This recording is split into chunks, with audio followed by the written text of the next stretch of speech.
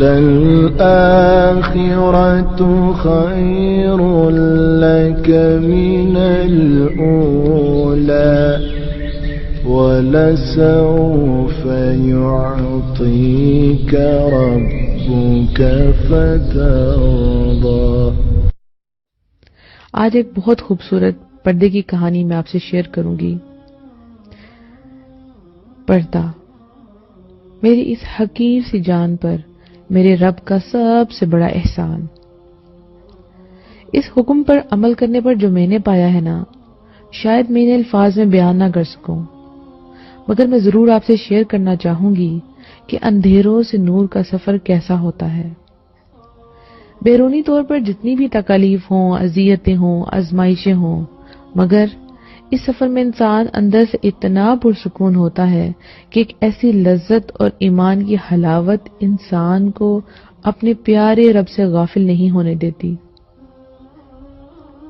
پردہ کرنے سے پہلے میں اپنے خاندان کی بہت سٹائلوں قسم کی لڑکی تھی، جس کے سٹائلز ہر کوئی کاپی کرتا تھا۔ Hair styles, make up, dressing, girls, ہر چیز میں مجھے واہ واہ ملتی تھی، سب رش کی نگاہ سے دیکھتے تھے۔ میں دین کی طرف کیسے آئی؟ خیر، یہ ایک اور لمبی کہانی ہے، لیکن میں نے پردہ کیسے شروع کیا اس کے بارے میں تھوڑا بتاؤں گی۔ میں نے 2015 میں قرآن کلاسز جوائن کی تھی۔ یہ تب کی بات ہے جب وہاں 15واں پارہ چل رہا تھا۔ خیر، سب کچھ نارمل چل رہا تھا، میں دین کی تعلیم لے رہی تھی کہ پھر وہ لمحہ آیا جب میرے اندر ایک ہلچل مچ گئی۔ جی بالکل، سورہ نور 18ویں پارے میں جب میں نے زینت کے احکامات پڑھے تو بس مجھے آج بھی وہ دن یاد ہے۔ میرے آنسو نہیں تھم رہے تھے، بہت زیادہ رو رہی تھی، پتہ نہیں کیوں، مگر مجھے وہ حکم بہت بھاری لگا تھا، میں اس کا بوجھ برداشت نہیں کر پا رہی تھی۔ اس راستے پر ابھی میری شروعات تھی، اس لیے ایمان اتنا مضبوط بھی نہ تھا کہ کچھ کر پاتی، بس دل ہل چکا تھا۔ وہ آنسو رب کے نزدیک بہت قیمتی تھے، شاید انہی کی بدولت اللہ نے مجھے توفیق دی۔ خیر، اس دن جب میں تفسیر سن کر گھر آئی، میں بس روتی جا رہی تھی، سمجھ نہیں آ رہا تھا کہ کیا کروں۔ میں نے اپنی ٹیچر سے بات کی کہ مجھے بہت ٹینشن ہو رہی ہے۔ میری ٹیچر میری حالت بخوبی سمجھ گئی، لہذا مجھے ریلیکس کیا کہ ابھی میری شروعات ہے، اس راستے پہ آہستہ آہستہ سٹیپ بائی سٹیپ چلو، اس طرح مضبوطی آئے گی اور میں تب مطمئن ہوگی کہ ہاں آہستہ آہستہ کر لوں گی۔ مگر میں بھول گئی کہ اس آہستہ کے چکر میں شیطان کیسے انسان کو اس کے اعمال مزین کر کے دکھاتا ہے۔ 2 سال میں نے ایسے ہی گزار دیے۔ وہ جو آیات سن کر دل تڑپا تھا نا، وہ تڑپ اب دھیمی ہوتے ہوتے ختم ہو گئی تھی۔ میرا قرآن پاک مکمل ہو چکا تھا الحمدللہ، مگر میں حجاب کے لیول سے اوپر نہ گئی تھی۔ میں الحمدللہ گھر سے باہر پردہ کرتی تھی، مگر اصل پردہ جس کا اللہ حکم دیتا ہے وہ نہیں کر پا رہی تھی۔ خیر، 2 سال بعد 2017 میں اللہ نے دوبارہ موقع دیا کہ میں نے سورہ نور کی تفسیر سنی۔ وہ جو کہیں چھپا ہوا گل تھا کہ میں اپنے رب کے حکم پر مکمل عمل نہیں کر پا رہی، اب وہ پھر سے بڑھنا شروع ہو گیا تھا۔ سورہ نور ایسی سورت ہے جو انسان کو ہلا کر رکھ دیتی ہے۔ میں ہمیشہ سوچتی تھی کہ اسی میں پردے کے احکامات کیوں ہیں، مگر میں کیا جانتی تھی کہ یہ پردہ کرنے سے ہی تو انسان کو نور ملتا ہے۔ وہ نور جو اسے گمراہیوں سے نکال کر عرش پر مستوی رب سے ایسے جوڑ دیتا ہے کہ انسان کا دل نور سے بھر جاتا ہے۔ سورہ نور کی آیت 40 مجھے ہمیشہ ہلا کر رکھ دیتی تھی کہ جس کے لیے اللہ نور نہ بنائے اس کے لیے کوئی نور نہیں، جس کے لیے اللہ نور نہ بنائے اس کے لیے کوئی نور نہیں۔ سورہ نور کی یہ آیت مجھے ہمیشہ ہلا کر رکھ دیتی تھی۔ یہ آیت پڑھ کر میں بہت روتی تھی کہ اللہ، کیا میرے لیے نور نہیں بنایا آپ نے؟ مجھے نور چاہیے، آپ کی محبت کا نور، آپ کے قرب کا نور۔ مگر ایک چیز جو میں بھلا دیتی تھی کہ اس رب نے تو نور کا دروازہ کھول رکھا ہے کہ جو لینا چاہتا ہے وہ اس پر نور صورت کے احکامات پر عمل کر لے۔ نور پانے کے لیے خود کو ایسا ثابت کرنا پڑتا ہے نا۔ پھر اسی صورت کی 46 سے 52 تک یہ وہ آیات تھی جو مجھے جھنجھوڑ کر رکھ دیتی تھی۔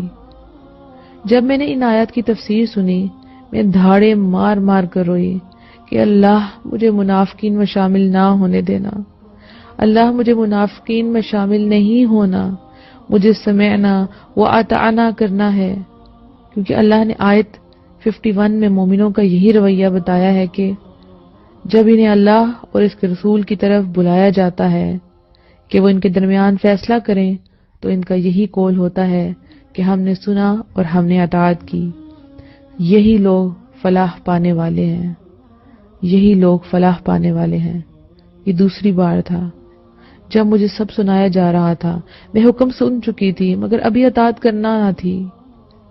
دن پھر سے گزرتے گئے، نفس مجھے ڈرا رہا تھا، شیطان مجھے فیوچر کا خوف دلا رہا تھا، کیسے کروں گی، فلاں کے سامنے کیسے جاؤں گی، فلاں نے باتیں سنائی ہیں، فلاں باتیں سنائے گا، رشتہ کیسے ہوگا، پردے میں کام کیسے کروں گی۔ ہزاروں خیال تھے جو دماغ میں گھوم رہے تھے۔ گھر بات کرتی تو والدین یہی کہتے کہ اگلے گھر میں جا کر پھر سوچنا کرنے کے بارے میں، مگر وہ تو رولنگ پارٹی ہے، وہاں جا کر تو ان کی ماننی پڑتی ہے، میں کیسے منوا سکوں گی ان سے؟ یہاں اپنوں کو منانا مشکل ہو رہا ہے، وہ لوگ کیسے مانیں گے؟ خیر، اس بڑھتی ہوئی بے چینی کے ساتھ 2 سے 3 ماہ پھر سے گزر گئے۔ اطاعت کا ارادہ مضبوط ہو رہا تھا، مگر مجھے کسی ایسے شخص کی تلاش تھی جو اس حکم پر عمل کر چکا ہو تاکہ وہ مجھے گائیڈ کر سکے۔ میں نے بہت دعا کی کہ اللہ میں کمزور ہوں، میں کرنا چاہتی ہوں، آپ مجھ سے کروا لیں۔ اللہ نے دعا قبول کر لی، الحمدللہ۔ اللہ نے اپنی ایک نیک بندی سے ملوا دیا۔ خیر، وہ بندی میری زندگی میں مسیحا بن کر آئی اور مجھے بہت ہمت دلائی، جیسے آج آپ سب کو آپی منیبہ موٹیویٹ کر رہی ہیں۔ الحمدللہ، ایسے لوگوں کا ملنا بھی خوش قسمتی ہے، الحمدللہ۔ خیر، میں نے پردہ شروع کر دیا۔ سب سے زیادہ پرابلمز جو مجھے دیکھنے پڑی وہ رشتے کے حوالے سے ہیں۔